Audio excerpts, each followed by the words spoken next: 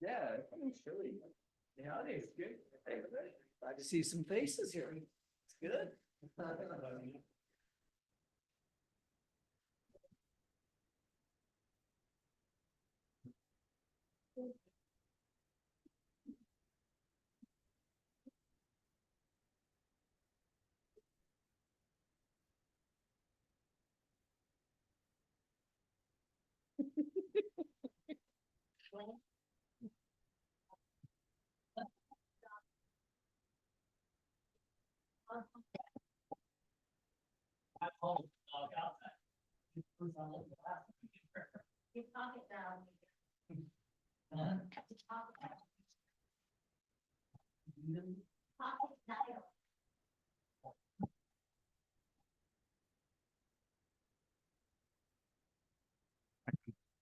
Good evening. Welcome to the Breck City Council meeting for September 17th, 2024. It is now 6:32. Please join us in the Pledge of Allegiance.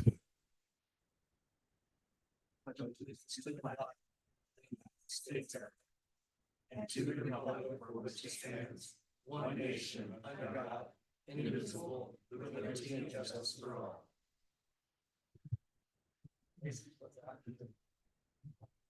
Okay. Just want to remind everybody in the audience and then the council to silence their cell phones at this time. Okay, we did have closed session meeting this evening, and there's no reportable action to report at this time.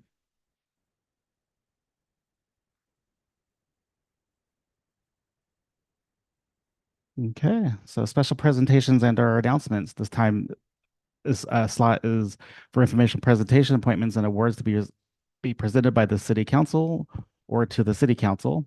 This is a fire hall presentation this evening from our city manager, Mr. Ledbetter. Good evening. Yeah, thank you, Mr. Mayor, Wairika City Council. I am Jason Ledbetter, your city manager. So I am going to give you really like a 10-minute presentation about what's going on with the fire department. Most of it is just a recap. And we have obviously myself and the fire chief if you have questions, but this is just kind of preliminary to the October 1st meeting. We are going to have an agendized item where we go in depth into everything that we've talked about with the fire department, the fire hall, possibility of paid staff.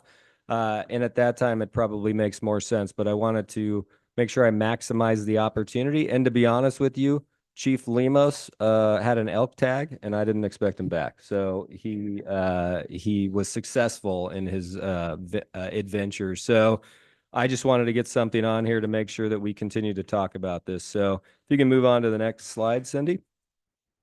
So these are slide shows that you've seen before this graph. We've posted this graph multiple times over online to share with the community. And ultimately, what are we seeing here? We're seeing that the little orange, that's fire calls. We're seeing the blue is pretty much everything else, but primarily medical calls. And so something that through my research over time here that I find to be fascinating when people talk about the history and they romanticize the past, 911 as an option in the state of California was not completed until 1986, meaning at some point in most people's lifetime in this room, it was not an option to call 911. And so if we think about that and we think about this trend, it's highly unlikely that the calls are going to decrease in volume. We can assume that the calls are going to increase in volume over time because they have ever since 911 was created. And so ultimately, even fire increases, in my opinion, or fire calls are increasing, as you can see how large they are per that bar graph. So ultimately, the year starts in 1990, goes to 2022. This is showing you the increase in call volume, but specifically calling out medical calls. Next slide. So pretty self-explanatory graph. This is starting in 1990, and it's showing you what transpired when those calls were increasing. We were losing volunteers. So this is a pretty easy graph to read. Same time frame, 90 to 2002. And you can just kind of see the volunteer volume slowly degrading. Next slide. And so this is a really cool slide because this shows you the calls per volunteer. And in a perfect world, if you were to start today, you came down and you talked to Chief Lima, said, I want to be a volunteer. We would assume that if everybody were equal, you would take on 100 calls annually a year, because that's what we need each volunteer to do. But the reality of what our call volume and response looks like per volunteers is substantially different. So next slide. The numbers on the bottom of this graph represent people. So number 1 is a person, number 23 is a person. And then on the left side, that bar going up, that's the volume. So number 1, that person in 2022 responded to 1,100 calls. That's insanity. That's crazy. That's a crazy level of response. We have Tim Pope in the audience, and I can tell you, I believe he would validate that. Nobody has ever responded that much before. And we have some other folks right behind that person. So extremely busy for people, that's burnout, generally speaking. And Wairika Fire Department's kind of known for that within the areas that people come on, they go hard, and then they get burned out. This is just excessive. You're not making a salary. You're making $12.50 per call when you show up. Next slide. So ultimately, this slide is just showcasing to you that the training requirements technically to be a volunteer firefighter, you need 600 hours worth of training in order to get to the point that you technically are ready to go do everything at the fire department. So this is a very difficult expectation, because ultimately over time, in 1990, I would only imagine that the requirements were probably next to nothing compared to where they are now. So you have a barrier to get more volunteers. So we can expect that the volunteer level will probably stay stagnant as well, or continue to decrease because of these added daily pressures, the cost of living, the fact that 2 people are now working instead of 1 person in the house. Some of these people are working 2 jobs. It's a lot more difficult to expect someone to volunteer at the same level that they were in the past. Next slide. And then sometimes we would get some people stating that, oh, it's only because you're responding to homeless. And that's just adamantly not true. So this heat map represents basically in blue where the medical calls are coming from. And they're spread out amongst the residential areas, as you would just anticipate. So it's all of us. We're all utilizing this service. It doesn't matter your age. Inevitably, you're calling 911 just as a member of any community would. So next slide. So then just wanting to talk about the station, I think people saw we sent out a newsletter recently in the utility bill that's 4 pages, all comes from Chief Lemos. There's great pictures in there of a cistern. We've had multiple problems at Lay Station, 2 sinkholes in recent history, one from a mine shaft, we believe, or a vent of a mine shaft, a broken water main. There's no exhaust capture in this space for the apparatus. So what you see kind of building up on the walls, that's not a good thing. And then there's just a number of improvements that need to take place, because ultimately on your Oregon side of the street, closest, or the east side of the building, that's the oldest side. So we're talking 20s, 30s, then 50s, 60s in the middle. And then the museum piece was later on in the 2000s, I believe. Next slide. Next slide, please. So ultimately, as you know, we sat a fire ad hoc committee. And we did this because when I came on here about 32 months ago, it was just common knowledge that all of these issues existed, but we never discussed them in public. We never brought them to the city council. And so what we wanted to do was kind of understand them better. And so we spent over a year having multiple meetings at the community center. Mr. Keg and Mr. McCoy were both representatives from the city council. And then obviously Chief Lemos and a number of volunteers. And then we had people from the community and fire. So South Wairika, Montague Fire, Cal Fire, just depending on what we were discussing. OES would be there in some instances as well, because we wanted to really flesh out what is the issue, what are we actually solving. We had one meeting where we had a ton of Fairchild Hospital staff, Madrone Hospice staff, to try to get those recurring people that may need a higher level of care and are calling for the same slip and fall consistently, and maybe we can transition them with public health or behavioral health. Next slide. So from the ad hoc meeting, 3 things came to pass. Across the board, everybody said you need paid staff. Your solution is paid staff, and you need that for all fire response, but you need it for medical response primarily as your increase, right? You need a new fire hall. That was the second thing. It was obvious at that point coming on, the city council had already determined we needed a new fire hall because they started us on the planning grant from CDBG to go out and analyze the cost of building a new fire hall. So that's where we're currently at with NMR.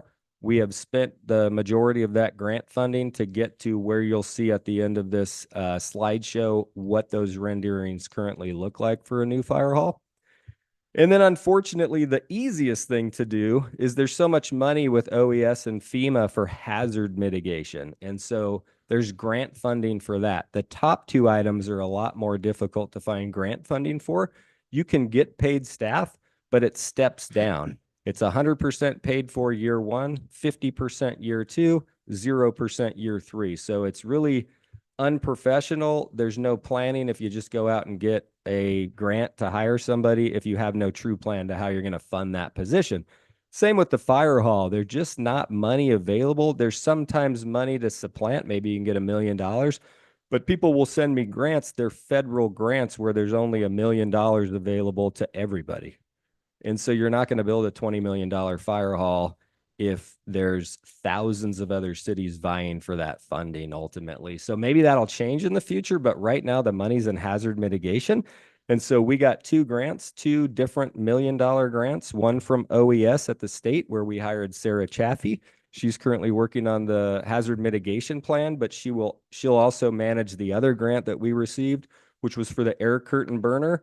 And I've been notified that we did pass the notification with the air board and that we're able to start here, I believe, that project soon. So we're going to be taking for free yard waste from the community and we're going to burn it for you. And so we're going to trial that and ultimately thereby mitigating the need to burn on your own site over time and thereby making the town safer. And also, let's face it, you're getting charged the same amount of money to throw that away at the dump as you are for regular garbage. And that's just ridiculous, quite frankly. Next slide.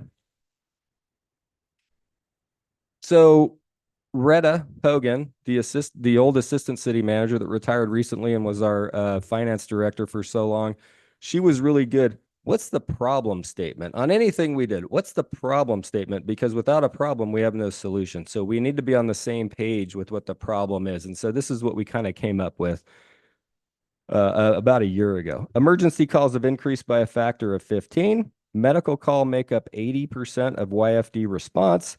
Since 1990, calls for service have increased from just over 100 to over 2,000. And since 1990, volunteers have decreased from over 41 to below 22. Next slide. So we went and we searched for ideal solutions. What's the ideal solution based off of NFPA standard, a federal recognized kind of standard for fire protection? What is it that they say we need if we're going to staff a true staffed fire department? This is the organizational chart that they basically would say you need to meet this in order to have a truly staffed fire department. And I want you to look on the right where we have paramedics and EMS response and EMT that's circled. You'll remember this slide from before. And on to the next slide. So up in the top left, it's circled up there again. None of those are actually in the costing that we did because we started to do the costing and we quickly realized we could stop because we're not going to have $4.6 million to staff this. It's just not going to happen. So ultimately, the organizational chart that you just saw, that's a $4.6 million annual salary cost. There's no way we're going to do that. It does not even include the EMTs. So we have to be realistic on what our actual solution looks like. Next slide. We also started with the ideal fire hall. This is a 30,000, I think, square foot build right here. And we were told that we had $1,000 per square foot. Well, that's a $30 million build out with no change orders. So right off the bat, we knew we can't afford both of these things. These are too much to expect from the community that they're going to stand up a fire hall of 30,000 square feet at $30 million. Next slide. We did take that information and we went to bond counsel. We have bond counsel Cameron Weist, and we said, hey, what's the ideal situation here for debt servicing a loan to build a new fire hall? And they said USDA 40-year loan at the 3.875. And we're not guaranteed to get that, but that is our best option. So if we had funding available and we went down this path, we have a meeting with the finance director and Cameron Weist to talk about connecting with USDA here soon in October to just start fleshing out the possibility of what a loan would look like. You can see here, if you took a loan out for $15 million, well, you'd end up paying a total of $29 million back, but you would have an annual fee of just under $750,000. So that seems like something that the city hypothetically could take on at some point with funding coming in. And then the other option is a $23 million build out, and that has a fee of just under $1.2 million annually. So we believe that somewhere in the midst of both of these numbers is hypothetically the future fire hall for the city of Wairika. This is the ideal loan. If we have to go out to market, it's going to be a 30-year loan. And it's going to have a number of different interest rates that then other people are bidding on giving us in any particular year. But we can anticipate that those fees will be higher than these fees because there's 10 less years on the term of the loan. Next slide. So this is a slide that just kind of showed, well, what are your options for bringing in more funding? Obviously, a property assessment, sales tax, insurance recovery, billing, safer grants, or redistribute your current general fund budget. Next slide. So we went back to our architect with the fire chief and some of the folks he has working with him on this design. And we said, this is too big. We need you to whittle it down. So this is the whittled down version that would still, we believe, meet our standard and our standard for future growth and future growth of the department as a whole. And so we have 4 bays here. We have all of these different items are listed, but this is just over 17,000 square feet. And so we're looking more at closer to a $17 million build out. Next slide. These are the renderings from that design. And so ultimately, this is currently what they're speculating that they could deliver for us. Now, they still need to continue to engineer these plans. Obviously, we're just at the beginning phases. But based off the information, based off of that last cartoon, this is what the front of a new fire hall, hypothetically, if we continued down this path for $17 million, this is kind of the front of that. And we have some more renderings. We'll just go to the next slide. So just under 18,000 square feet, 4 apparatus bays. This is pared down from that 30,000 square feet. Still meets the long-term needs for the city of Wairika. Next slide. So you can kind of see the overhead map here, and then the back view of this location of the bays. Next slide. And just go until you get to that org chart, if you don't mind, Cindy. So then looking at trying to solve the problem of staffing, we kind of went through the process of talking to Anderson, California. And Anderson has a very similar org chart, except they have 3 paid staff members on at all times. This organizational chart would add 6 brand new paid staff members.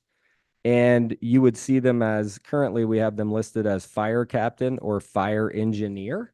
And so they would work in this model of 4896, 2 days on, 4 days off. So all 3 of these teams of 2 would have the same schedule essentially, because nobody would always have to work Saturday, Sunday. It would be you work Saturday, Sunday, then you work Friday, Saturday, then you work Thursday, Friday, then you work Wednesday, Thursday, then you work Tuesday, Wednesday, then you work Monday, Tuesday. So we believe this gives us 24-hour coverage. Then we would utilize our volunteers, or we would go to another model that we're looking at where we may try to do what they're doing in Anderson. We're still fleshing this out with the reserve program, where they actually pay people to be on call. And that also alleviates kind of getting woken up at 3 a.m. because people are expecting it. They're getting compensated. They're waiting for that phone call. And so that's the other thing that we solve here is that we have 24-hour coverage with 2 people, thereby limiting the need to make that phone call for a volunteer to show up at 3 a.m. to go respond to a medical call. Do we have another slide on here? So ultimately, the paid staff section here is, we think, roughly $900,000. We take out the current salary. That's not the current salary of the fire chief. These are worst case scenario numbers. We always want to kind of budget for the worst case scenario of compensation. So we're already compensating the fire chief out of the general fund. So we're going to remove that. We're saying the assistant chief position that was underneath the fire chief, that we believe we could fund that in possibly 3 to 5 years.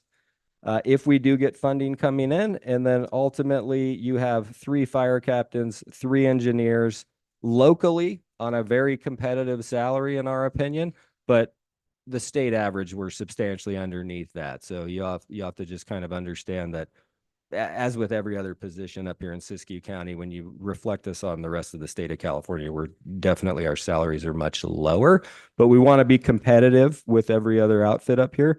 And we think that we could be very competitive with this staffing model as it currently stands. So that's the information I have. Was that the last slide, Cindy?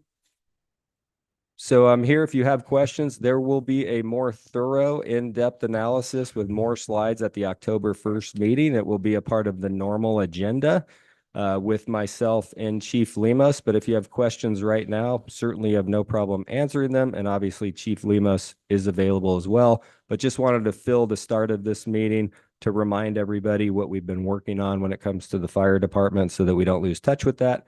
But ultimately, a much bigger presentation on October 1st is coming. So thank you. Thank you, Mr. Ledbetter. Any questions from council? Councilman Davis? What seems to be the main cause of these fires that the fire department is called upon? House fires, grass fire? That's a great question that I will have to defer to Chief Lemos on, if you don't mind coming up, Chief.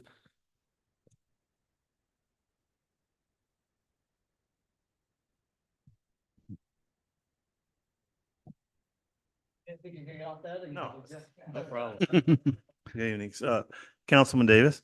To answer your question, there are small percentage of structure fires. I mean, we respond to other locations besides Wairika. We have agreements with Montague, South Wairika. So, there is a smaller percentage of structure fires as opposed to wildland or vegetation fires. But we, in general, we refer to all of those just as, fire calls themselves because they, you need a larger response as far as personnel for those. So it's not a huge number, but I can get that for you for the next meeting that we have in October and nail it down. We have that available through our computer program, but off the top of my head, I couldn't tell you what percentage that is. It's relatively small compared to the medicals. Thank you. You're welcome. Any other council members? Questions? Comments? No? All right. Anybody from the audience have a question? No? And then we'll be doing, you said October 1st, correct? A bigger presentation? Okay. So hopefully a lot of people will attend the October 1st meeting that will have a lot more information to come. All right.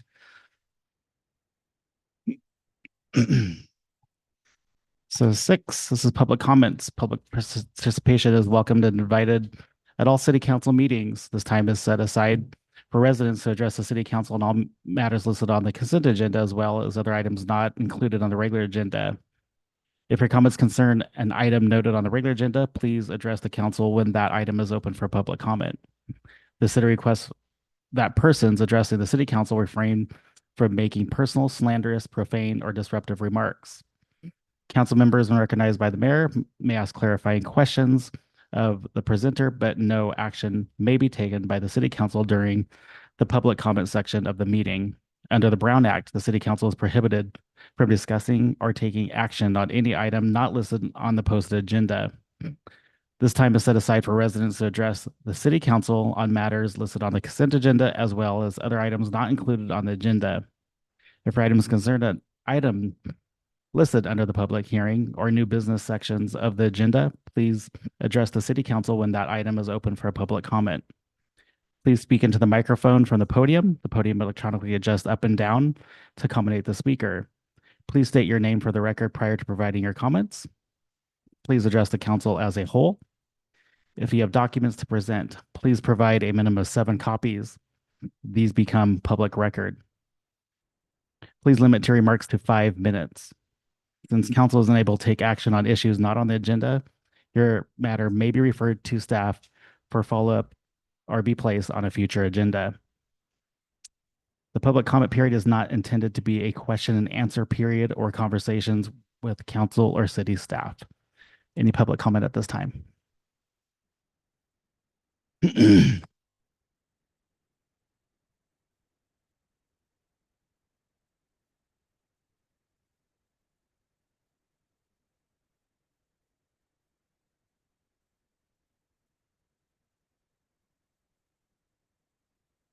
Mariatri. I have asked many times for someone to do something about the Shop Smart building. It is attractive nuisance. There was 3 children who crawled up the telephone pole, jumped onto it, and ran around having a field day. I had to call the police, and thank God that they responded, and they called their parents and had their parents come. But those 3 small children could very well have fallen off and killed themselves. That building needs to go. It is abandoned. It needs to be removed, really. And then also the bridge on the Greenway, it is broken. We have asked many times for it to be repaired. The homeless and other bicyclists riding that can very well sue this city for millions of dollars. They are crashing at an alarming rate, going to the hospital. We need that fixed ASAP. There's also weeds that are growing up from the entrance when you pull into the Greenway parking lot. When you pull out, the weeds are so high that they're blocking the bike lane. And also you can't see if vehicles are coming. I put it on Click Fix, and it was removed, but not done anything about. Please do something about it, because I almost got hit. And it wouldn't be fun if I did. Thank you. Yeah. Wow.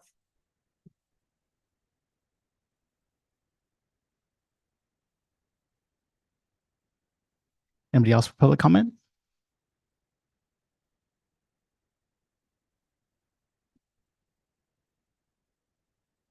Okay, I'll close public comment.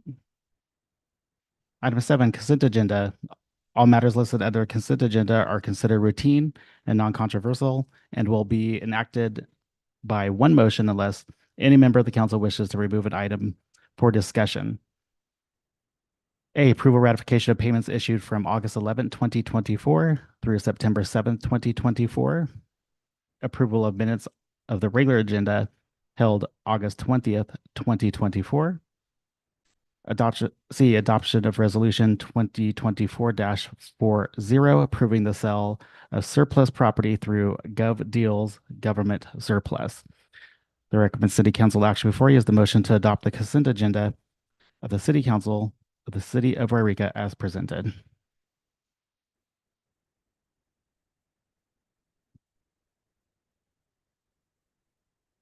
Mr. Mayor. Yes. I'll make the motion to adopt the consent agenda for the city of Wairika as presented. I have the motion to adopt by Councilman Baker. And a second from Councilman Cake. I'll second it now Oh. that my microphone's on. Okay. Second from Councilman Cake. I'll do roll call. Councilman Cake, Aye. Councilman Davis, Aye. Councilman Baker, Yes. Mayor Middleton, aye. And I'm sorry, I forgot to, as everybody can see, forgot to mention at the start of the meeting that Councilman Pro Tem McCoy is absent tonight and will not be here for the meeting. All right. No old business. So number 9, this is public hearings. So looks like we do have the public hearing for tonight. This is a public hearing protocol. Mayor will describe the purpose of the public hearing. Staff will provide the staff report. City staff will respond to questions from the city council. Mayor will open the public hearing. Public wanting to comment will come to the podium, provide the city clerk with their name and address, and provide their comments. The mayor will close the public hearing. City council will deliberate and act on the item. So this is presented tonight from our community development director, Ms. Lucchese. Thank you. Good evening. Good evening. All right. So the city of Wairika has a project that's before the Department of Water Resources currently, which is a planning and engineering grant for improvements to the city's wastewater treatment facility. So this is a needed upgrade to those facilities that are considered critical pieces of infrastructure within the city. So this project applies to the wastewater treatment plant, wastewater disposal fields, and the lift stations. And so what we've done for you today as part of our grant requirement is prepare a environmental review under the California Environmental Quality Act, also known as CEQA, as I'll refer to it throughout this project. And we have found under our recommendation that we should be approving a negative declaration, that this would not have any foreseeable impacts to the environment, but we did go through the process of doing a thorough analysis through CEQA for this project.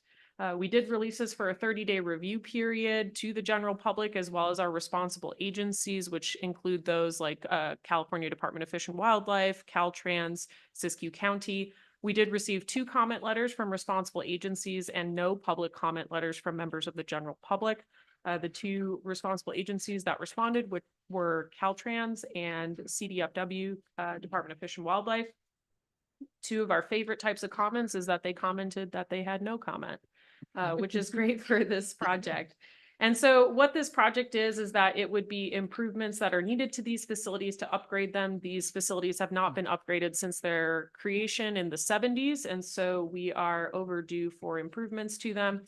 Some of the more important pieces is demolition of the chlorine contact basin filtration facility, inclusion of a SCADA equipment, which is a supervisory control and data acquisition. So it's basically remote sensing that allows our employees to be able to look at in real time any data coming in and out of that facility for monitoring wastewater quality purposes for our permit.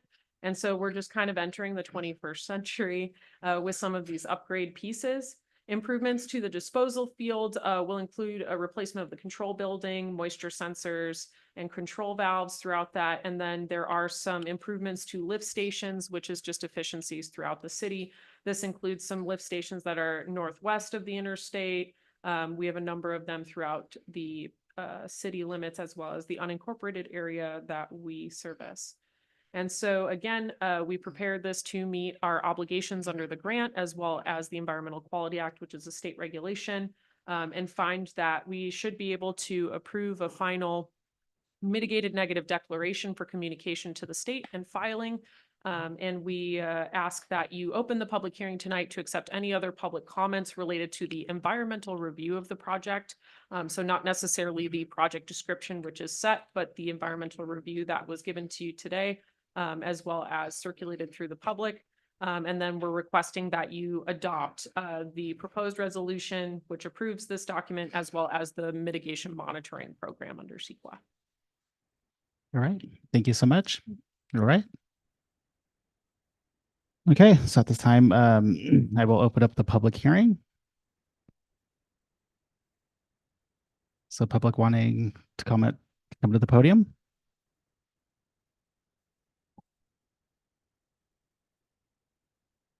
All right. I will close the public hearing and come back to the city council for any questions or comments at this time. Councilman Davis? Is this the first reading of this and we have to come back and read it again? Nope. You may, if you so choose, approve the resolution that's in your packet, and that will be it. What happens after this for CEQA is that we have the lead agency, which is the city of Wairika. You may either approve, request additional information, or you may deny the environmental review. And if you approve it tonight, then we communicate this to the state clearinghouse as well as the county clerk's office, and that starts a statute of limitations on if people would like to legally challenge the document itself. But pretty much after tonight, this is all we need to comply with our grant obligations as well as the state statute. So you do not need to bring it back. Pardon? You do not need to bring it back unless you feel that you need additional information to approve All or right, deny. thank you very much, Mrs. Casey.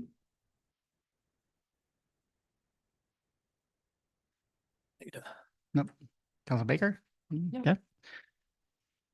I don't have any questions either, so, so the recommended city council action before you is to adopt the resolution 2024-41, the resolution of the city council of the city of Wairika adopting a mitigated negative declaration and mitigation monitoring and reporting program for the wastewater treatment plant improvement project. I'll move that we accept 2441. Okay. I have the motion from Councilman Davis I'll second it then. and a second from Councilman Kaeg. I'll do roll call. Councilman Kaeg. Aye. Councilman Davis. Aye. Councilman Baker. Yes. And Mayor Middleton's aye, so the motion passes 4-0. Thank you.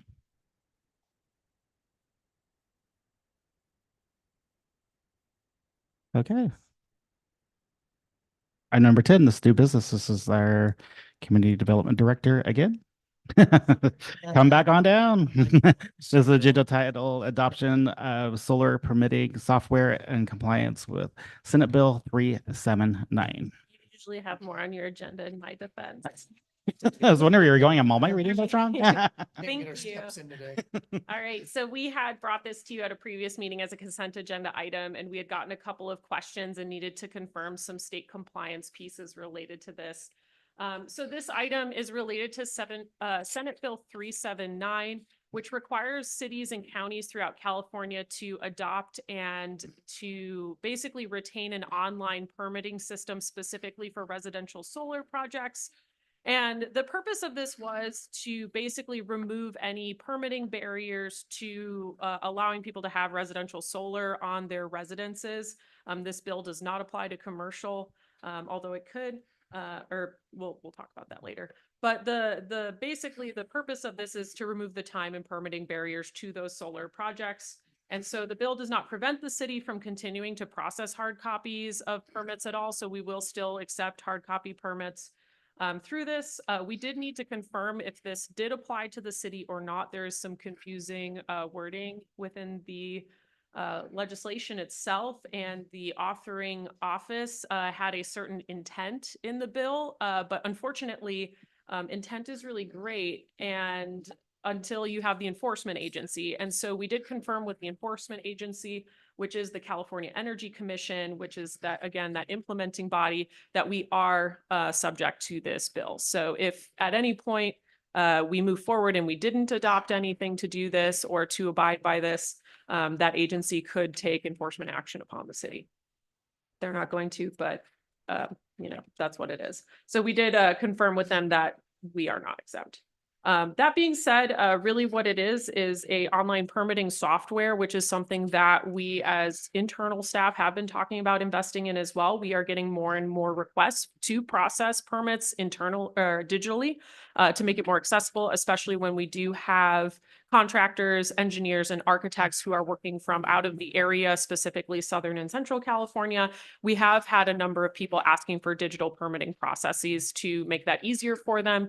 The other thing too is when we do have large scale plan sets, so not just solar, but all different types of plan sets, it can be very costly to ship those plans back and forth between the city and the architect engineer specifically for that one. And so this is something that we've actually been talking about doing as well as a larger program to adopt internally. So this just actually gets the ball rolling for us. And so staff did take a look at 2 different softwares that are compliant under this bill that are recommended. So we had Solar App Plus as well as Symbium. And so we did several different types of trainings and introductions into the software. We have not confirmed if the software will communicate with our budgeting software or financing software, Springbrook, yet. Springbrook is a very unique software, and so there may be some hiccups into that kind of piece where they speak to each other or don't speak to each other. So we are developing policies to deal with that for the purchasing pieces of this. So we did take a look at all of those and determine that Symbium would be the more user-friendly as well as the easier to adopt for staff. So we went through that. In terms of fiscal impact, the Symbium does have a processing fee of $25 that would be applied to each of the permits. The city is not obligated to pay any additional maintenance fees, purchasing fees for this. It's basically as the permits come in, they'll tack a $25 fee on top of that for the processing of that.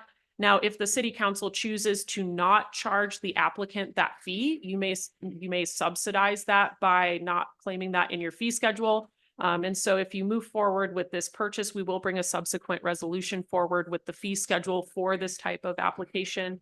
The other thing we have to take into account that we did not have guidance on yet, which is there is a state statute that only allows the city to charge a very specific amount for residential solar, because again, we don't want to create a fiscal barrier to people doing that. And so we have not gotten an answer back yet from the Energy Commission if the $25 is in addition to that statutory limit or if it is within that statutory limit. We're basically talking about pennies on the dollar, so it's not a huge deal. It's not going to be a huge cost to the city to do either of those things because we're only allowed to charge so much. So we will bring a resolution back at the next meeting related to that fee adoption and clarify what that will be per application to do that. And so staff processing time is required to track these permits still. So even if we are doing digital processing, we are obligated to report to the Energy Commission as well as the California Building Commission, and I think solar are exempt from the earthquake reporting, but I have to double check that one for solar residential. And so we are still required to track, inspect, and do these. So that's why we don't recommend going to 0, because the city would not be recouping any of that money for a private project. But again, we'll bring that fee to you at a future meeting. You can talk about fees if you want.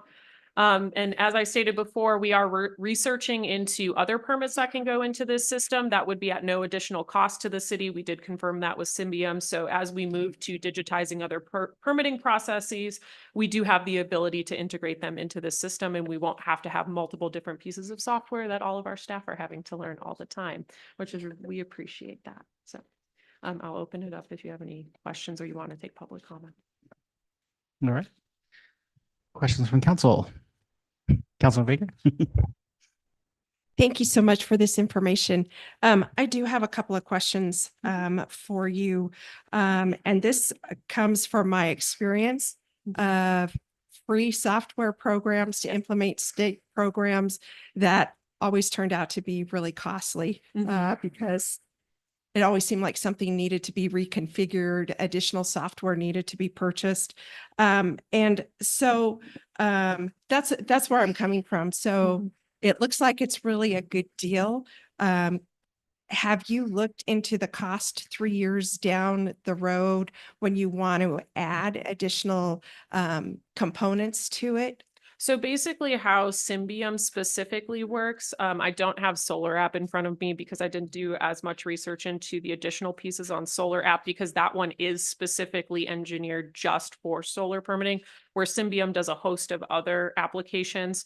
And so according to the Symbium rep and then the contract or the purchasing agreement itself is that basically there's a user processing fee. So like when you go to an ATM and it adds $3.25 to your transaction, that is the only thing they charge. And so for them, their business model relies on us putting more and more permits on there so they can tack that fee on.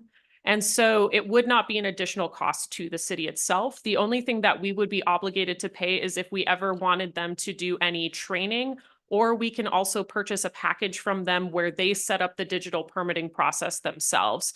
So there's kind of a sandbox version where we can go in, we can plug in the forms ourselves and put in the different values and like information we collect in the forms. We can do that just on our own time, and that does not cost the city any money. If we would like to hire someone from Symbium to work with us to look at our forms and to enter it themselves, there is a cost associated to that. So that option is available if for some reason we lose staff capacity or would like some additional eyes on the efficiencies of those forms, we can do that. But if we do add additional permits to the Symbium, it would not be an additional cost to the city. Thank you. And I wanted to just go over to make sure that I'm just kind of curious. I just want to make sure that I understand this. Section 8.4 of the contract talks about payment processing fees, and it talks about fees charged to the end users. Correct. Is the applicant or the person who's submitting the application for the permit, is that considered the end user? Yes, correct. So they're talking about $100 fee plus a $5 fee? It can be anywhere up to that in cases where the licensing change, but for this one specifically by law, they cannot charge over $25 in processing because Symbium and Solar App Plus have contracts with the state themselves to not charge over that. But again, we can, if Mr. Andrew can take a look at it again as well. Okay. Thank you. And then how many solar applications do we process? Do you process a year, a month? On a given month, I would do it by year because again, we don't see people building solar in the winter because of the climate we have here. But on a given year, it's probably the bulk of a lot of our permit issuance. Again, we are statutorily confined to how much we collect for those permits. So we don't really, make any money on that. So for solar permitting, we probably do about 65 per year. And that includes upkeep, maintenance, remodel. So replacing old systems with new systems as well as new systems themselves. Now that permit is specific to just solar work, and that doesn't take into effect any commercial or residential permits that include solar and other items. So for example, if someone's redoing their kitchen and getting solar, we typically see them come in and get a residential remodel permit. Now we are starting to pull those apart per this state requirement. So the SB 379 requires us to now pull that out and categorize that differently. So we'll have a more accurate number in the next update, or so the next reporting would be at the calendar year in February. So we'd have a more accurate number for you. But last year, I believe we did about 60 of just those and not including any remodels or new construction. This is Jason, the city manager. Just want to chime in on that as well, because Juliana and I have been working. Nothing irritates me more than when Pacific Power shuts off my power to my house. Okay. And so I know Montague dealt with that quite a bit this summer, and we dealt with it. Like I was the first tranche of the 700 residents that had our power shut off, and it was relatively warm, and my whole family was out in the front yard pretty much in the evening until it came back on. And so, we're running to try to stand up these CRCs, these locations where we have generators. And in case the power does get shut off and your neighbor, who maybe is a little old lady, doesn't have air conditioning, can come down to the theater or can come down to this space. But also the dream scenario is that Juliana did just bring a grant to me, and we're looking at these different grant opportunities where I think we want to subsidize the cost of solar if possible to the community and really drive folks to say, go get solar, go get some battery backup, because we're expecting your power to get shut off here more and more often as time goes by. And it would be really nice if we didn't have 7,800 people coming down that need service to hear, you know what I mean? And that ultimately we had people that maybe had, kind of creating your little microgrid in the community where we still had power at locations. So our goal is to, in the future, subsidize the cost by seeking grant funding to go out and incentivize our local community we would lower that cost for you to get solar. So we're trying to drive that. So 65, I'd love to see 300 on any given year. So I just wanted to put that out there.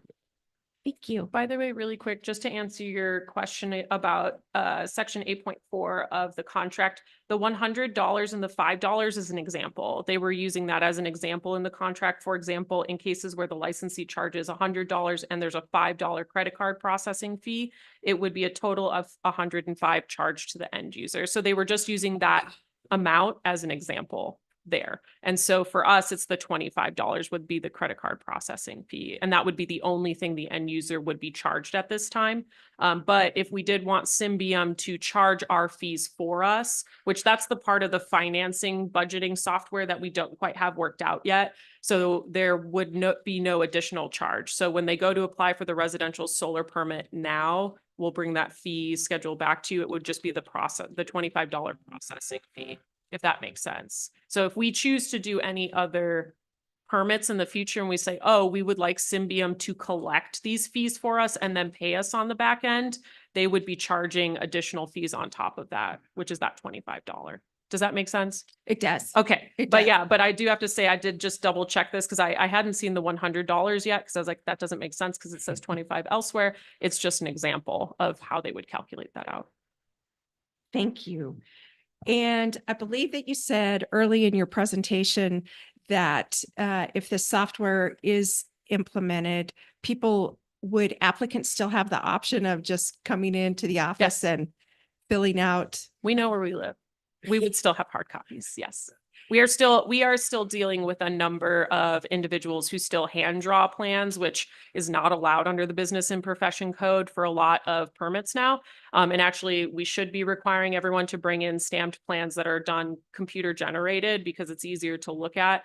We have been a little bit lenient with some of the older individuals who have been doing hand drawings, as long as they're legible and that they are drawn to scale, we still accept those. But we should really be going into some of these other more professional means at some point, but we understand that hard copy is really not going to go away for quite a while. So there are no plans to get rid of hard copy if people request it. We do see a huge uptick in digital, and it is becoming an issue with our office because it's harder to track without a permitting software system. Thank you. Those were the questions, concerns that I had. Thanks. Thanks.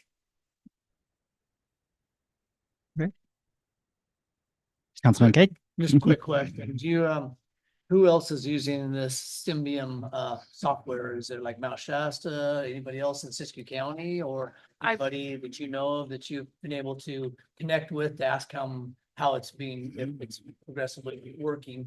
Just to chime in before you answer that question, maybe you can kind of explain, we're the only city in Siskiyou County that's going to be required to do this. Correct. Yeah, Because we are over so- 5,000 population. Oh, that's the population. Okay, Yeah. gotcha. But in turn, Yeah, compared to other cities other than Siskiyou County. yeah, so we did get references from both Solar App Plus and Symbium, and we did call those. Unfortunately, they're much larger cities than us because they've adopted Symbium much sooner than this. Symbium just happened to get a state contract to do the SB 379 compliant process, which is a very, very specific process. So City of Irvine was a reference, City of Santa Clarita, and then City of Lancaster were the three references they gave us that we called.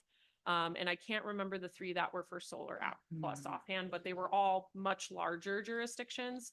My understanding is the City of Reading, I believe, is doing Solar App Plus.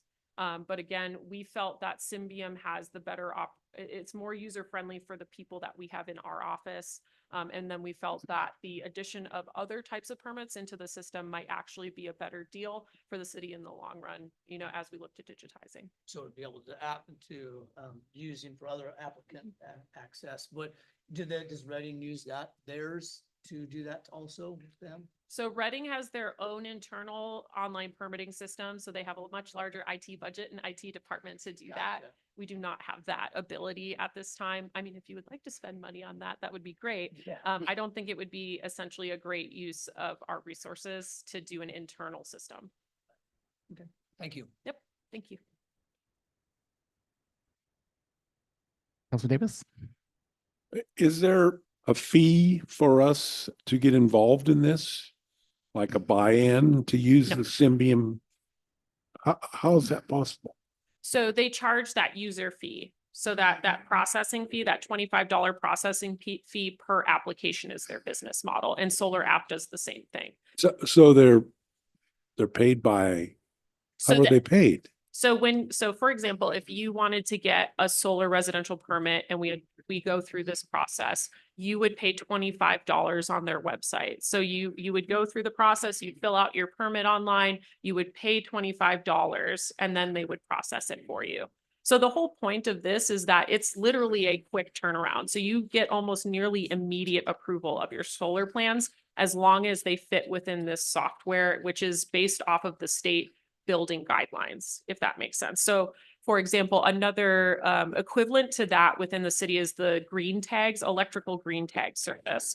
So if you come in right now to City Hall the next day and you say, I'm changing out my panel box on my house and I need to get a green tag to do that today, we will issue you a green tag today because the box that you're using is one type of box that's prescribed in the building code as long as it's a certain electrical load. And so you'd come in, you'd say, this is the box, this is the service box that I'm getting from Pacific Power. We basically immediately give you that green tag and we charge you, I believe it's $50 for that green tag because that covers the time of the inspector to go out and inspect. There's really no processing time for us to do that. Where the solar apps do require a level of electrical review and electrical loading review and wiring review. So that's why it's a little bit more expensive to do the solar ones. So basically you would be getting an immediate permit issuance from this software. And that's the purpose of SB 379 is to have this digital software. You can't blame it on city staff, like taking too long to process it. You basically do it, within a very short period of time. So it doesn't cost the city of Us. Wairika No. anything for a person to use that lives in the city of Wairika So to use the Symbian Corporation's software. So for the person applying for the permit, they would pay Symbian $25. Yeah, I got that. Yeah. The city of Wairika would not pay Symbian any money. Zero. Okay. I thought there was something I read that said there was a $30,000 buy-in or something. No. No, we do not. Okay, I'm glad. Yeah. It is free for us. Yes.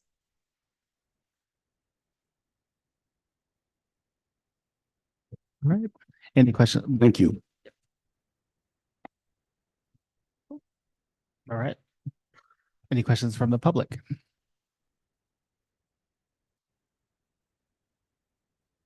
All right. Close public comment or comments in general, and we'll go back to. Sorry, I lost my spot here.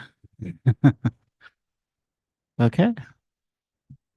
So the recommended city council action before you is the motion to direct the city manager to authorize the adoption of the Symbian's automatic solar permitting software in compliance with Senate Bill 379. Are the wishes of the council? So move. I have a motion from Councilman Kaeg. I'll second the motion. We'll do roll call. Councilman Kaeg, Aye. Councilman Davis, Aye. Councilman Baker, Yes. and Mayor Middleton. The motion passes 4-0. Thank you. All right. Thank you for all your work on that. Okay. City manager staff report. City manager and staff may make brief announcements or reports at this time. Mr. Ledbetter. Yeah, thank you, Mr. Mayor and Wairika City Council, Jason Ledbetter, City Manager. So just a real brief report here. We had our consultant in town for the SB 1186 Community Center workshop concerning cannabis. So I attended that meeting on 9/11. We are going to have another workshop. It's going to be a virtual only workshop. And so expect to start to see advertisement for that, but ultimately it'll be very similar to if you did come in person. This one is just going to try to hit folks that maybe can't make an in-person meeting and then or want to remain anonymous, because we're going to have the ability to have an anonymous Zoom meeting is our understanding from SCI. We had the final comms meeting with direction for an updated website and a proposed $10,000 Siskiyou Media Council contract that would come in the upcoming budget for you guys to take a look at to approve. And that would be to create these video narratives over our projects that we can then post online, house on our website. As an example, from the comms meeting, I had asked the Director of Public Works to get something posted about the great project that he has been working on with his staff, which is that wastewater collection project. It's kind of snaking all the way around the city, and now eventually we'll end up, I believe it is in the minor alleyway. But it's been all over the city. It started over in the Burgess Street neighborhood. And so ultimately, he did this beautiful posting. It really explained to people everything that had happened and everything that was going to happen in the future, which means they're going to come along and fix the road. But ultimately, you can imagine that same posting, but really more in a video form. And so a 90-second to 120-second video that we can post online as many times as we want, we can add to as the project evolves. But we can start doing videos for the hypothetical wastewater treatment plant upgrade. For the hypothetical, we just got that $1.5 million planning grant to bring our water rights back online at the reservoir over at Greenhorn. So just getting better communication between what we're doing and getting that out to the public to show them, you know, the bang for their buck as far as what we're up to. We did tour base camp today. I went there with our city attorney, council member Davis, and then the community development director. We'll be headed back again, I believe. We will be going back, Miss Baker, maybe around the 1st of October, if that works for you. Which reminds me, I have a meeting for Rogue Retreat scheduled with Miss Baker, Mr. Davis, Monday. So we'll meet here, and then we'll head up there and we'll get a tour of the urban campground and pallet shelters in Southern Oregon. So that should be pretty interesting. We had a meeting with Pace Engineering, the city's engineering team, on 9/3. It was public works staff, planning staff, and we were discussing kind of the future 10-year plans for state revolving funding grants for water and wastewater. The two biggest projects that we've talked about are really this wastewater treatment plant upgrade, which is currently staring at around $42 to $45 million upgrade. And then the emergency filtration unit multiple water pipe replacement project. This is what we just got a $1.5 million planning grant for. And this is really a tranche of probably 3 to 4 $15 million projects. And this is very exciting. So these numbers are frightening, but we wouldn't pay for any. This is free money from the state of California to do the upgrade. So you don't actually pay for it on your utility bill. And so we just kind of lined out the next hypothetical 10 years. So that was really exciting. We were told that Caltrans would be digging up the road at this point. That obviously has not happened. I'll have more news after the Wednesday meeting when Public Works does go to a weekly meeting with Caltrans. What they were doing today, though, in the concrete, they were cutting joints. So they were out there working. And so we do anticipate here this week that they should start to rip up the asphalt and lay down new asphalt. And then finally, the community development director did just notify me that we have received approval for our permit for the air curtain burner that's over on the Public Works yard. And that's what we're going to use to start burning people's yard waste. And so we should be rolling something out. That's where our resiliency officer, we got that grant earlier talking about that. With our fire concerns, Sarah Chaffee will be managing this project. And so it'll be really exciting to see what yard waste I can bring down to the yard to burn for free. So thank you. Mr. Love there. Yes. On the curtain, how soon do you think that's gonna be up and running? So say fall time when the leaves start flying, is that something that's gonna be up and running at that point in time? I hate to give any deadlines as to when we'll be going out there, but the biggest impediment was to get the permit from the air board.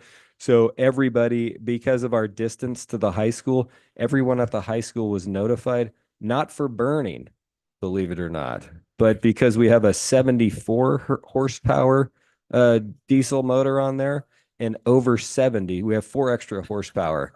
And so that's the concern, is that ultimately if you have a child at the high school, that they are going to be around that 4 extra horsepower of diesel, which is still like very, very far away from them. But it has nothing to do with the burn itself, because technically it's supposed to, in quotations here, burn clean. But more information will come out on this. I'll have to see where exactly we stand. But Sarah has been working with Public Works on this project, so I would assume that in the coming months we would be rolling out. We're going to try to hit this fall. We are. So I got a lot that needs burned. Yeah. Well, and we do have the other option, and we'll be getting that information out. The community garden takes leaves for free. They have 2 different weekends that they take them, so we will be getting that information out to folks as well. Thank you. You didn't hear we're excluded? You don't get to use it? Sorry. Yeah. They forgot to tell you that. All right. Thank you, Mr. Ledbetter. All right, council members. Who wants to go first? No one's ever. Okay, Councilman Baker. Thanks. Thank you. You're so always much. right to go. So Yeah. So, not in any particular order. I've been busy since I'm back up on my feet. Let me see, on August 29th, I believe it was, I virtually attended Congressman Doug LaMalfa's town hall meeting that was held in Wairika. September 6th, I did tour Project Base Camp with the city manager and specifically to receive a status update on an anticipated opening date. And of course, everybody strongly encouraging all the work to be done before November 1st so that they can be open. Mr. Ledbetter did refer to our communications ad hoc meeting that was held on September 10th.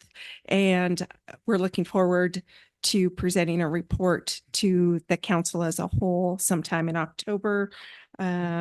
I attended the public meeting on September 11th regarding medicinal marijuana.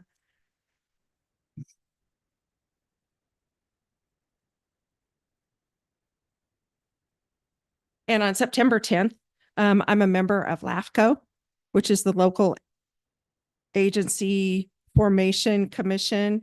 And it was actually an extremely important meeting because we reviewed the spheres of influence for fire departments and fire districts in the county.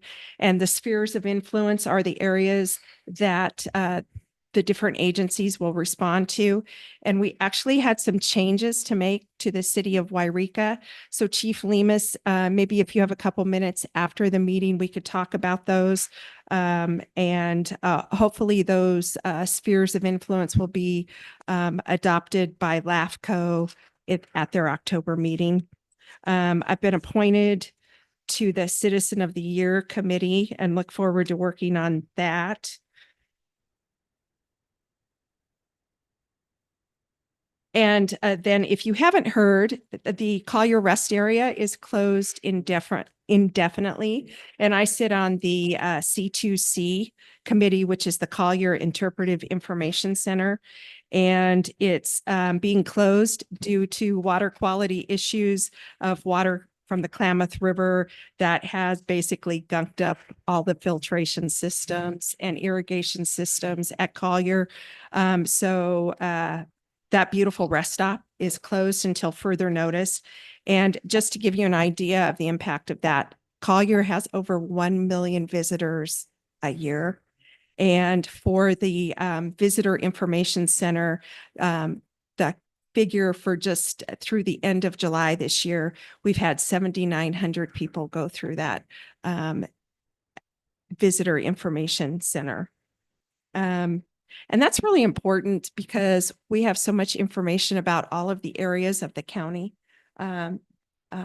tourist information, and I'm just really sad. And I'm sad for the people that have lost their residential water as well because of the water quality. I won't say anything else about that. Okay, so now on to my request. Would it be possible for the council members to receive copies of anything that's posted on our Facebook page or a link to it so that we could take a look at it, and copies of any of the public hearing posters that are done so that we can have those in a timely manner. Or just a heads up that, hey, we've added a posting to the Facebook page. Yeah, I mean, I think ultimately the clerk is back there listening. Hopefully, Cindy, I see her. And so she does the postings. We discuss them. So I think what we would do ultimately, what makes the most sense is we would just screenshot those and email them to you. I mean, we're Perfect. still going to post them. I mean, Yeah. and that way at least you can kind of get, I'm assuming that you're going to get some phone calls possibly with some of these postings. And then ultimately, when we do post back here on the public noticing board, yeah, I don't think that would be a big deal either. We can either put those in your box or we can email them to you if you like. I don't think that's a huge request. Okay, thank you. I appreciate that. And then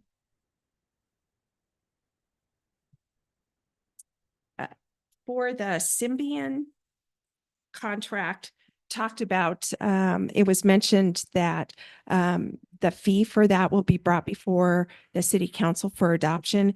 And I know that the finance committee has actually been discussing updating some fees over the past several months as well. So would it be possible if we could get those all together and get all those fees adopted at one time? Yeah, are you advocating to maybe have a finance committee meeting and kind of discuss these I am. fees? Okay, yeah, let's get something on the calendar and we may not bring a final package to you, but I think we should discuss in finance committee what all the fees, Yeah. because ultimately on an annual basis, based off of the prior year, we should be bringing up the updated fees for what it actually costs the city to get X permit so that we make sure we're utilizing monies that everybody else is pooling for taxes into the parks and into the streets and not into somebody else's building permit ultimately. So yeah, we can do a finance committee meeting. I will let the finance director know. Thank you so much. And then finally, several months ago, well, not several months ago, 3 or 4 months ago, after we had done a review of the legal counsel's contract, I had also suggested that it would be time to do an evaluation for the city manager. So can we get that on a future agenda in the near future? Yeah, absolutely. Do you want that before the change in council? Yeah, I think, I personally would prefer that. I know that my experience coming onto the council, one of the first things that we did was an evaluation. And I think you're a great guy. That was about all I could say Yeah. because I hadn't had the opportunity to really work with you.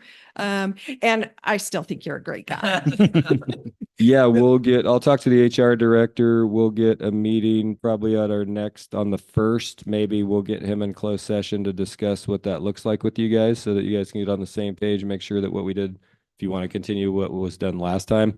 And then we would just shoot to probably have, we'll get your schedules, but ultimately it's easier to do those meetings with no time limit. So I like to do those where they're not before a meeting. So they would be a standalone special meeting. And so, yeah, that should be no problem. Thank you. And then I do look forward to going on the tour of the Rogue Retreat and their urban campground on Monday. Thank you. All right. Thank you, Councilman Baker. Councilman Davis. Well, that's a hard act to follow right there. Good job. Councilman Baker. I sit on the Fire Safe Council and our last meeting was a Zoom meeting. Pardon me.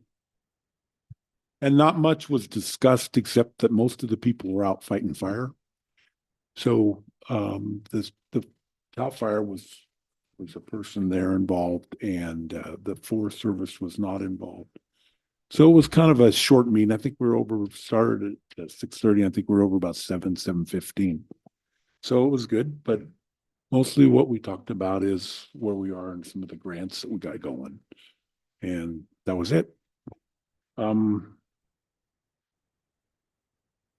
I too am excited about going and seeing the pallet shelters, Mr. Ledbetter and Ms. Baker. I think that's going to be kind of an interesting thing because we're trying to get to that, and it's going to be kind of nice to see where it goes. On my weekly walk in Greenhorn Park, we were walking along, and down by the handicapped parking lot in Lower Greenhorn Park, there was a dead deer in the water.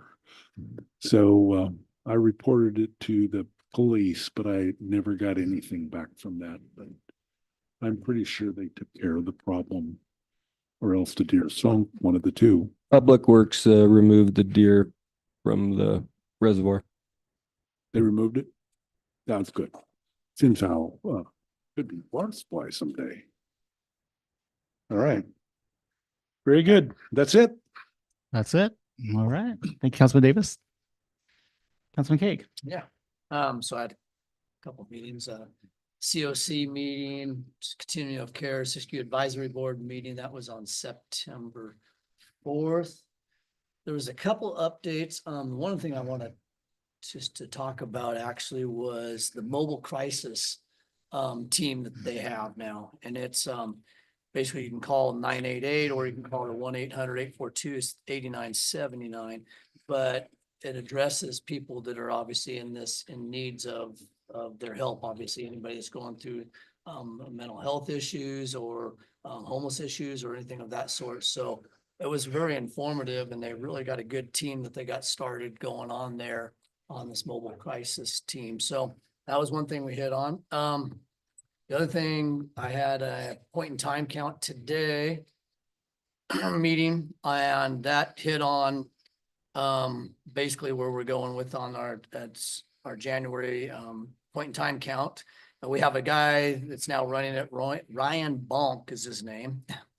And he's actually taken over the point in time committee and running it. So I didn't have to do that this year, at least for the 7 counties in the North State. So I guess you get to run the meetings. I don't have to actually organize everything. But anyways, we're trying to get all the point in time guidelines situated. So our next meeting will actually have those forms, should be pretty well done. So I should be able to bring that back and let everybody know and send that out if anybody's interested. There's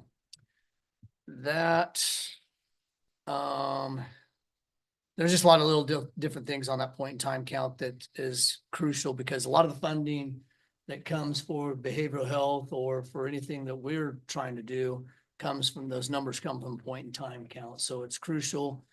As of 7 years ago, Siskiyou County wasn't even doing a point in time count. And then we formed a committee and actually got it going. So it's actually crucial that we keep those numbers coming in so we can actually have some type of funding to address those situations. As Miss Baker has stated, I'm also on the committee to Citizen of the Year. So I'm looking forward to be involved in that, because I was the one that was actually pushing for the Citizen of the Year again, bringing that back to Wairika, because it's very important to me to acknowledge those individuals that have contributed to Wairika and the positive growth of Wairika and businesses and nonprofits and stuff. So there's a lot that we need to recognize those people for all their hard work and what they've done.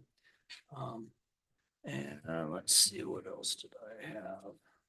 That I think, I don't know, Mr. Mayor, if you want me to address the last thing, or if you would like to address the last thing on the way we talked about this. Sir.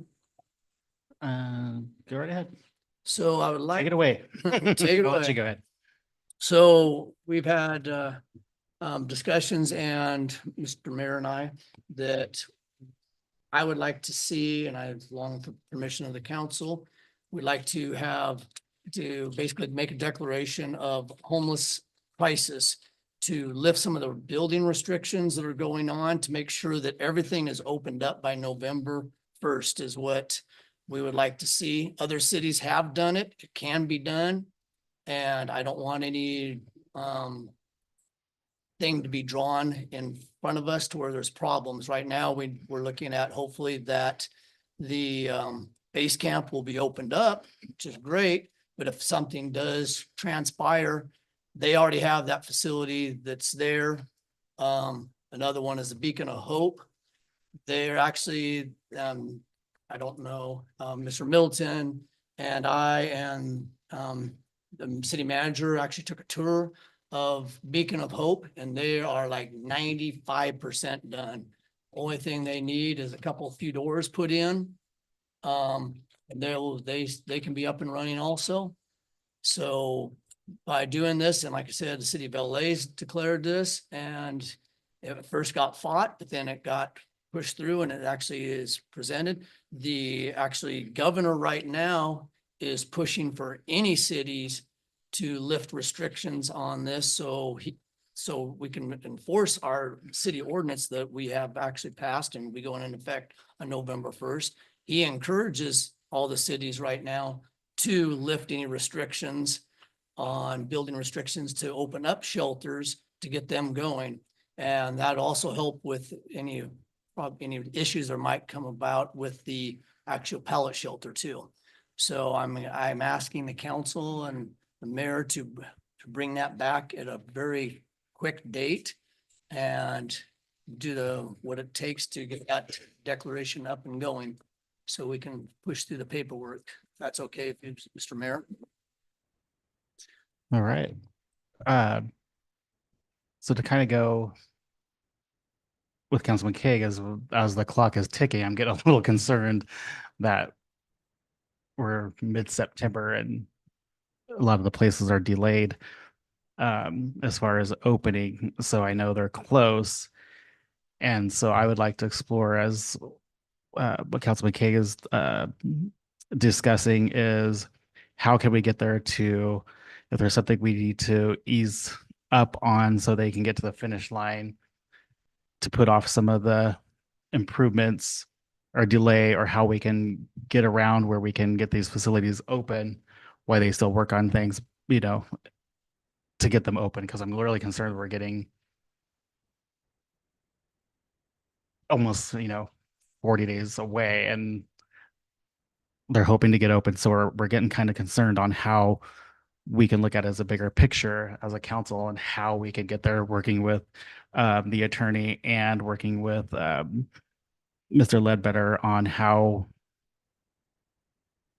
we can make this work, because the time is ticking. And as we hoped when we sat here to do the ordinance, that we extended it out, and that was Ms. Baker, we're all in agreement, because we're like thinking, okay, this is going to give them time. And now we're here at the end of September and it's not looking good on some of them to get open for our unhoused population. So Due to weather, sorry yeah. to Oh, break go in ahead. there. So yeah, that's But where we're Due to weather, I think. we were getting concerned about some of these. these places not getting there. So to maybe get there with some of the homeless emergency, we could declare, hopefully get something done. This would lift the burden off the city too, if we need, on the warming center type situation too, that we've had to address in the past, that it could help us lift those and get those buildings up and going to where they can house these individuals. We need to get these individuals off the streets. Just a quick little story this weekend, just so everybody knows. I had a personal battle myself, or not myself, but my mother did. Of course, everybody knows where I live, that we actually had a homeless individual break into my mom's side room and camp out for 2 days, 2 individual nights. And we got him on video, but we don't have him on video to where we see him going in and out of the building. We know who it is. We know this person's has this issue going on. But what I'm getting at is this is going to be more prevalent unless we open up, get some more stuff opened up. And it impacts everybody, not just obviously me. It impacted my mom, who has major heart condition going on right now, that we need to keep her calm as possible. But anyways, I'm used to dealing with this sort of thing, but not most people are used to dealing with these sort of situations. So we need to get these individuals off the streets as soon as possible, just for the safety, not only of them, but for the safety of the citizens. And this can be done. We as a city have lifted building restrictions before, right, wrong, or indifferent, but it can be done. And to make sure for the safety of not only the unhoused individuals, but the safety of our citizens too. So, like I said, other cities have done it. It can be done. I just need, like I said, we need the, to move forward on it. And I need the council to want to move forward. And I know the mayor wants to move forward on that. So I'd like that brought back as soon as possible. Mr. Mayor, as a point of clarification, Yes. this is the declaration of homeless crisis that you talked about. This is similar to what Karen Bass did for City of LA. Correct. Yes, is that what? Yeah, I think that's what. That's what you would like brought back. Correct. And if the mayor is so willing that we can work with our attorney on that and bring it back if it's okay with the mayor. Okay. I guess the question is if we, do we give direction to work on it or do we bring it back for an emergency meeting? Mr. Jared, dribbling on. So it'd be a special meeting, not an Okay. emergency Special meeting. Okay. And you can do either the next council meeting or do a special council meeting sometime next week. Okay. What are your thoughts with Councilman Baker and Councilman Davis? We're already at, when's our next meeting? I'm sorry. Oh, geez. That's soon. That's, see, I'm getting concerned that November 1st is creeping up on us. And if hopefully they'll be open, but just maybe we can have a planned discussion if there's some reason, if they're going to need a help to get open, if there's a possible path to that, we can have a discussion about that.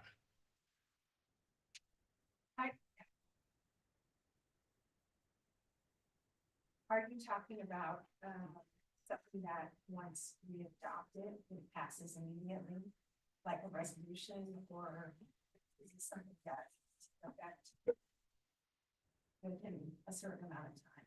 Yeah, that type of declaration would probably be by a resolution or a proclamation or declaration. There are a couple of ways that it would be tailored to this scenario. What the mayor did in Los Angeles was actually a declaration to not take council action. It was done as a basically an emergency, creating the emergency operations center and opening up effectively a local disaster type approach. I have not researched it to look at what effect it would have on building codes. I don't think that it would affect life safety, building code issues. What I do know about it is that freed up funds with the city of LA and the purchasing ordinances associated with the city of LA in order to address homeless issues. So I think what's being asked is a little specific towards allowing for shelters to be open. And so we'd have to look at how that could be achieved. But to answer your question, yes, it would be immediately. Okay, all right. Yeah. I'd like to see a special meeting. Okay. Next week. Okay. And to be clear, because I'm getting looks, to be clear, the mayor in Los Angeles is a stronger mayor where she gets to make those decisions without council and there's no backlash. She gets to come in and say to Jason or the city attorney, under my authority, you're doing this. I do not get to do that. So just so we're clear, Yes. that their mayor in a big cities are different from the mayor sitting in this seat. Yeah, under the emergency on certain things, yeah. that is present in city of LA, it's different than the kind of civil defense style emergency powers that you have here in Wairika. I just don't want to get out there saying Yeah. that mayor did that. Why isn't this mayor doing this? Because I've seen it before, heard it saying, oh, he should be doing this. He should be directing the council. They should be more with the unhoused or homeless. He could be doing this. He hasn't done his job. That's not my position as a mayor in this town, as it is like Mrs. Bass, who makes way more than I do sitting, way more than I do. So I just want to make that clear.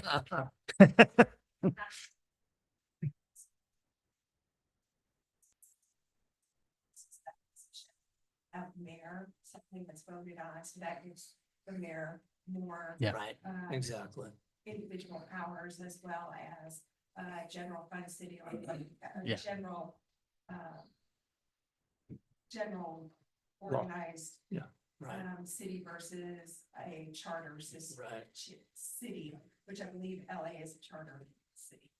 LA is a charter city with a strong mayor, and has a different emergency services situation. And it's my understanding that Mayor Bass did this, or was trying to do it 2+ years ago. It was in a campaign promise and then was done on her first day of being reelected last April, May, whenever that was. And I don't know to what effect it's had.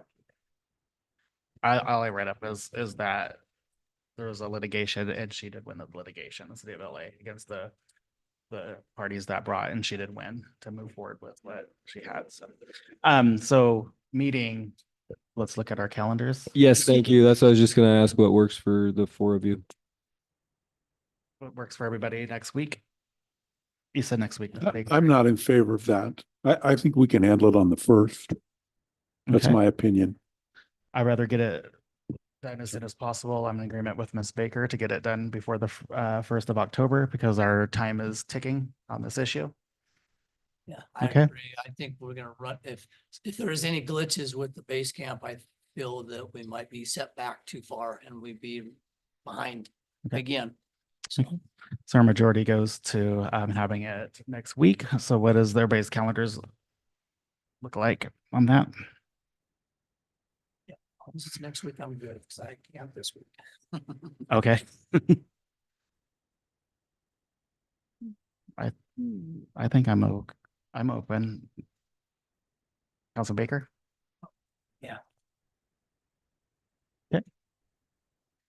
Andrew, or do you have any? I'll say, I'm unavailable Monday, the 23rd, the 24th.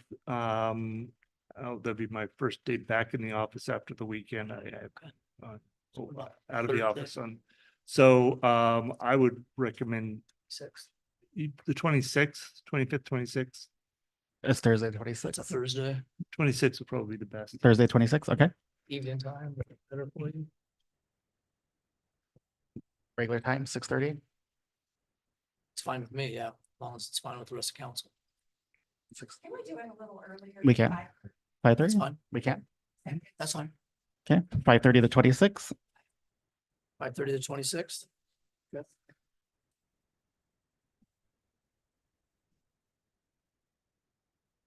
Okay. I'll send the calendar invite out tomorrow. All right. Thank you. Okay.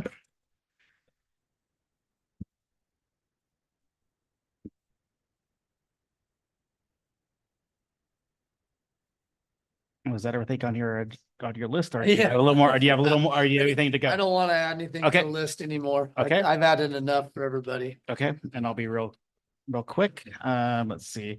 You already talked about, we did tour the it's called Hope House now, right? What? It's Hope House now, right? Not Beacon of Hope. It's called Hope House. Yes, you're correct. Um, Hope House, yeah, if you want to elaborate a yeah. little bit more on that. I was surprised, as if, I don't know if you've been by Foothill, look at the property they're putting the pallet shelter.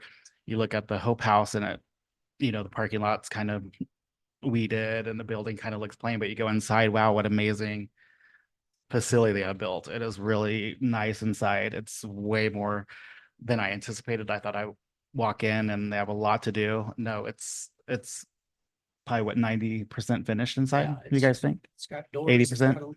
Something like Yeah. that. Anyways, Mhm. it's further along than I thought.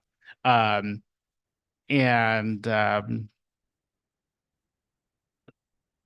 so anything that could provide services. So we had a great discussion